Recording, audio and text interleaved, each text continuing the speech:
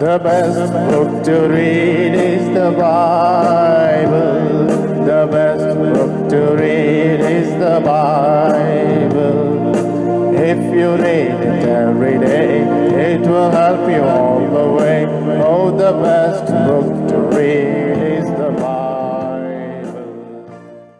Dear brothers and sisters in the Lord, ప్రభునందు ప్రియమైన సహోదరి సహోదరులారా, today's verse for our meditation is taken from the book of Exodus chapter 3 verse 12.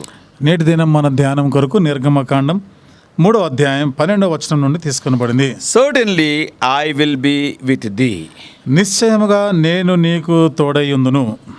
The life of Moses can be divided into 3 equal parts of 40 years each. మోషే యొక్క జీవితాన్ని 40 భాగాలుగా మనం విభాగించి చూడొచ్చు. And the first 40 years, మొదటి 40 సంవత్సరాలు he was in Pharaoh's palace enjoying all the royal privileges. ఫరో రాజభవనములో ఒక రాజుకు ఉండే ఆధిక్యతలన్నింటినీ కూడా అనుభవిస్తూ జీవించాడు. And the next 40 years, ఆ తర్వాతి 40 సంవత్సరాలు he was in the wilderness of Midian looking after the sheep of his father-in-law Jethro. మిద్యాన్ యొక్క అడవిలో అరణ్యంలో తన మామైన ఇత్రో గొర్రెల మందలను కాస్తున్నాడు. What a change. ఎంతటి మార్పు వచ్చింది. The last 40 years, ఆఖరి 40 సంవత్సరాలు he led the people of Israel out of Egypt and was their leader. దేవుని ప్రజలను ఐగుప్తు నుండి ఆయన బయటికి తీసుకుని వచ్చి వారికి నాయకుడిగా ఉన్నాడు. He was their leader, lawgiver and legislator during their wilderness journey. వారికి ఆయన నాయకుడిగా ఉన్నాడు. వారి అరణ్య యాత్రలో వారికి దేవుని యొక్క ధర్మశాస్త్రాన్ని న్యాయ విధులను ఇచ్చిన వాడుకున్నాడు. And what a contrast life in each 40 years segments. మరి ప్రతి 40 సంవత్సరాల్లో ఎంతటి వ్యత్యాసాన్ని మనం చూస్తున్నాం. In the first 40 years he became very skillful in all the arts and crafts of Egypt. మొదటి 40 సంవత్సరాల కాలము ఐగుప్తు యొక్క సకల విద్యల్లో ప్రవీణుడిగా ఉన్నాడు. And Stephen mentions about it just before his martyrdom in Acts 7:22. దాని గురించి అపోస్తల కార్యములు 7వ అధ్యాయం 22వ వచనంలో స్టెఫెను హతసాక్షిగా మారక ముందు అప్పుడే పలికాడు. And he says that Moses was skillful in all the arts and crafts of Egypt. మోషే ఐగుప్తు యొక్క సకల విద్యల్లో ప్రవీణుడు అంటాడు. Using those skills and the wisdom of Egypt. కాబట్టి ఆ యొక్క సకల విద్యలను ఉపయోగిస్తూ ఐగుప్తు యొక్క సకల విద్యలను ఉపయోగించి And he wanted to save one Israelite but he failed utterly. ఒక ఇశ్రాయేలీయుడిని విడిపించాలనుకొని ప్రయత్నించి ఘోర విఫలమయ్యాడు. He killed an Egyptian but the result is he has to run away from Egypt. ఒక ఐగుప్తీని చంపగలిగాడు. ఇక అక్కడి నుంచి పారిపోవలసి వచ్చింది. This is what happens in our Christian ministry also. ఇదే మన క్రైస్తవ సేవా పరిచర్యలో కూడా జరిగేది. Many people want to do the work of God with human and worldly wisdom. చాలా మంది మానవ సంబంధమైన లోక సంబంధమైన జ్ఞానం ఉపయోగించి దేవుని పని చేయాలనుకున్నారు. But they fail utterly. కానీ వారు ఘోరంగా విఫలమయ్యారు. Yes, even today. ఈ రోజు కూడా Human zeal and emotions are not useful in the work of the Almighty. మానవ ఆసక్తి, మానవపరమైన ఉద్రేకాలు సర్వశక్తిమంతుడైన దేవుని యొక్క కార్యాలు నెరవేర్చలేవు. And God's work must be done in God's way. దేవుని పని దేవుని పద్ధతిలో, దేవుని విధానంలోనే జరగాలి. So never forget, using his might and power, he could rescue one Israelite. కాబట్టి తన యొక్క శక్తి, తన బలాన్ని ఉపయోగించి ఒక్క ఇశ్రాయేలీయుడిని కాపాడగలిగాడు అన్న సంగతి ఎప్పుడు మర్చిపోదు. But that is not the whole purpose of God. కానీ దేవుని యొక్క సంకల్పం, ఉద్దేశం అంతయు అది కాదు కదా. God's purpose is he has to lead all the Israelites out of bondage. దేవుని ఉద్దేశం ఏమిటిదంటే ఇశ్రాయేలీ ప్రజలందరినీ కూడా ఐగుప్తు బానిసత్వం నుండి విడిపించాలి. Fleshly zeal also yields some results as Moses could rescue one Israelite. శరీర సంబంధమైనటువంటి ఆసక్తితో కూడా నువ్వు కొంత పని చేయగలవు. ఎందుకు మోషే కూడా ఒక ఇశ్రాయేలీని విడిపించగలిగాడు. But the result will be tears and pain. కానీ తీరా చూస్తే దాని ఫలితము కన్నీళ్లు, వేదన. Abraham also, అబ్రహాము కూడా in his own impatience తన యొక్క అసహనాన్ని బట్టి, and due to the wrong suggestion given by Sarah, Sarah ఇచ్చిన తప్పుడు సలహాని బట్టి he went with Hagar and the fruit is Ishmael. Ishmael was born. హాగరుతో వెళ్ళినప్పుడు అప్పుడు ఇష్మాయేలు పుట్టాడు. దాని ఫలితం అది. God rejected that fruit of his labor. అయితే తన యొక్క ఆ ప్రయాసం వలన వచ్చిన ఆ ఫలితాన్ని, ఆ బహుమానాన్ని దేవుడు నిరాకరించాడు. God said Isaac is the son of the covenant. దేవుడు చెప్పాడు ఇస్సాకే నిబంధన కుమారుడు. Ultimately Abraham had to send away Ishmael and that caused much pain in the life. చివరికి అబ్రహాము ఇష్మాయిల్ని పంపించేయవలసి వచ్చింది.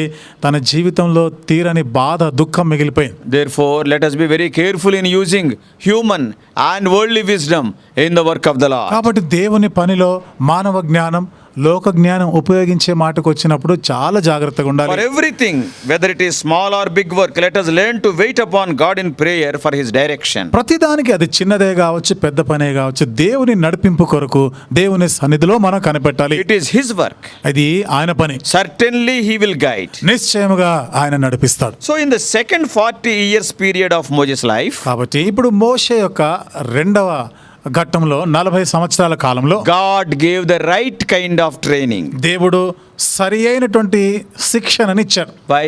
ఎందుకు? God knows the ending from the beginning. దేవునికి అంతము ఆది నుండే తెలుసు కాబట్టి. God knew very well that the Israelites have to go through the wilderness, especially through the areas of Mount Horeb, Mount Sinai, etc. ఇశ్రాయేలీలు అరణ్య యాత్ర చేయవలసిందని ప్రత్యేకించి హోరేబు సీనాయి పర్వత మార్గము గుండా అరణ్యాల గుండా వెళ్ళాలని దేవుడికి ముందుగా తెలుసు. Now the experiences of Moses during the second segment of his life are undoubtedly very necessary experiences. ఇప్పుడు మోషే తనకు రెండవ 40 సంవత్సరాల కాలములో తాను ఎదుర్కొన్నటువంటి ఈ శిక్షణ నిస్సందేహంగా అది తనకి అవసరమైనదే. Those experiences are needed. ఆ అనుభవాలు అవసరమైనవి. Now he was there to know the geography of that land.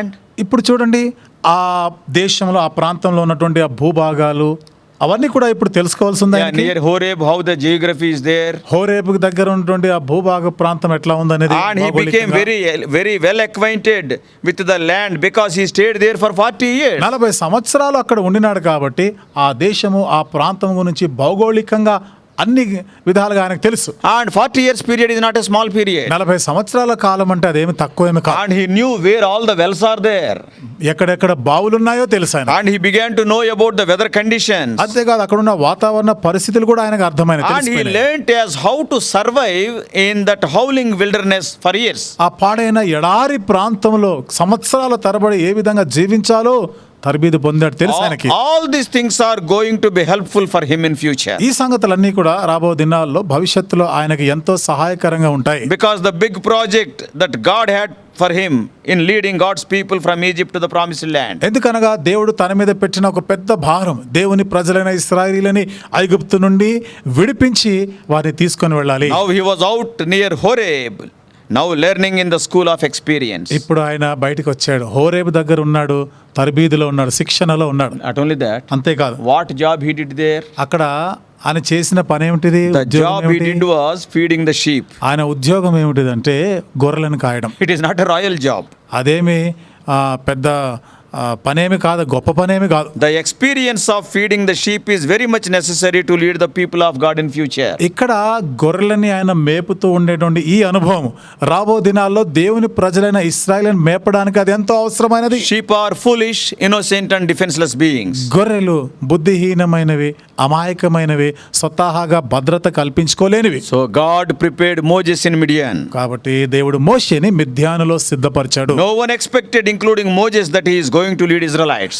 ఇతను ఇశ్రాయేలీయులను నడిపిస్తాడని మోషే అనుకోలేదు, ఎవ్వరూ ఊహించలేదు. Only God knows. దేవుడు మాత్రమే ఎరిగి ఉన్నాడు. Today in your life also, ఈ రోజు నీ జీవితంలో కూడా dear brother or dear sister, ప్రియమైన సహోదరి సహోదరుడా, you are wondering as to why God is taking you through those circumstances which you never thought of.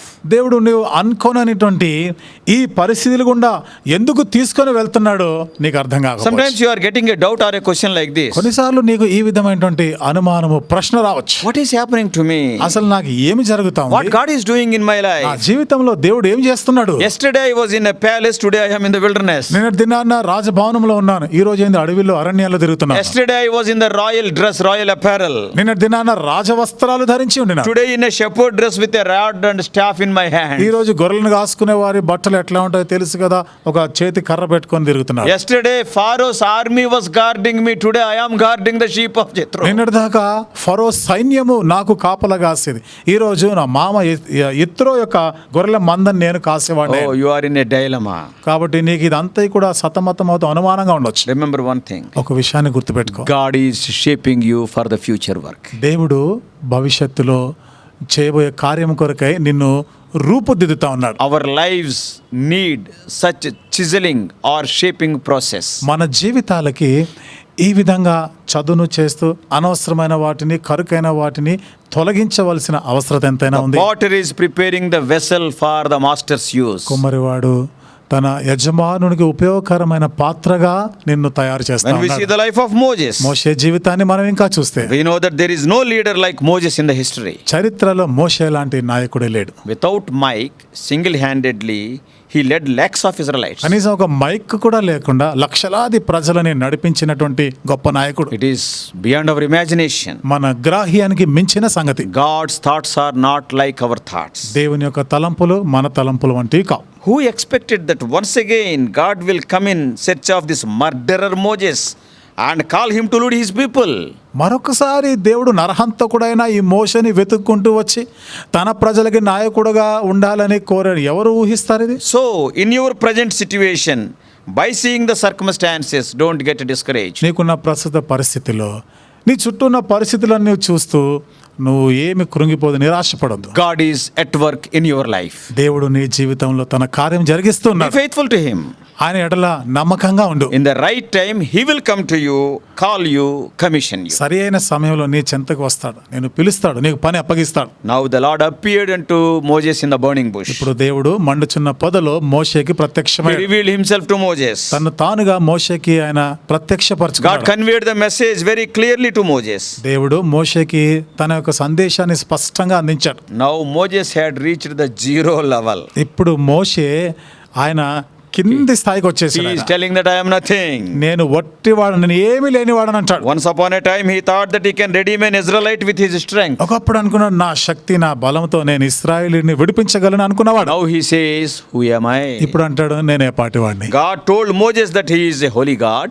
దేవుడు మోషేతో చెప్పాడు కదా, నేను పరిశుద్ధుడను, I am a God who sees, who hears, who knows. నేను చూచే దేవుడని, వినే దేవుడని, నేను తెలుసుకున్న నాకు సమస్తము తెలుసు అంటాడు. When Moses conveyed his incompetence to lead Israelites, then God gave the wonderful promise that is Exodus 3:12. ఎప్పుడైతే మోషే దేవుడు చెప్పిన ప్రకారం దేవుని ప్రజలని నడిపించడానికి నాయకుడుగా ఉండడానికి నేను చేతగాని వాడను, నేను సరిపోను అని చెప్పినప్పుడు ఆ సందర్భంలో దేవుడు చెప్పినటువంటి మాటలు ఇవి. Certainly I will be with thee. నిశ్చయంగా నేను నీకు తోడుగా Oh, this is ఉంటాను. the verse for our meditation today. ఇది నేటి దినం మన ధ్యానం కొరకైన వచనం. Certainly means no doubt at all. నిశ్చయముగా అంటే ఇక సందేహం అనుమానం లేదు ఇంకా. Moses was hesitant when he saw the task that was ahead of him. మోషేకి ఇవ్వబడినటువంటి ఆ పని చేయాలంటే ఆయన ఎంతో వెనకాడుతున్నాడు. But God assured him of divine help. అయితే దేవుడు దైవికమైన సహాయాన్ని నీకు ఇస్తానని నిశ్చయపరిచాడు. Ultimately, today we know that his grace is sufficient to Moses to fulfill the task. చివరికి నేటి దినం మనం ఎరుగుదాం కదా, దేవుడు మోషేకి చెప్పిన ఆ పని చేయడానికి దేవుడు తన చాలిన కృపనిచ్చాడు. Same is with us also. మనతో కూడా అదే జరుగుతుంది. If God has called you to do a particular job, దేవుడు నీకు ఫలానా పని చేయాలని పిలిచినప్పుడు He will provide the needed resources. దానికి కావలసినటువంటి సదుపాయాలన్నీ ఇస్తాడు ఆయన. Don't get discouraged. నువ్వు ఏమాత్రం నిరుత్సాహపడకు. Go forward like Moses. మోషే వలె ముందుకు సాగిపో. He that calleth you is faithful. నిన్ను పిలిచినవాడు నమ్మదగినవాడు. May God bless you. దేవుడు నిన్ను దీవించును గాక.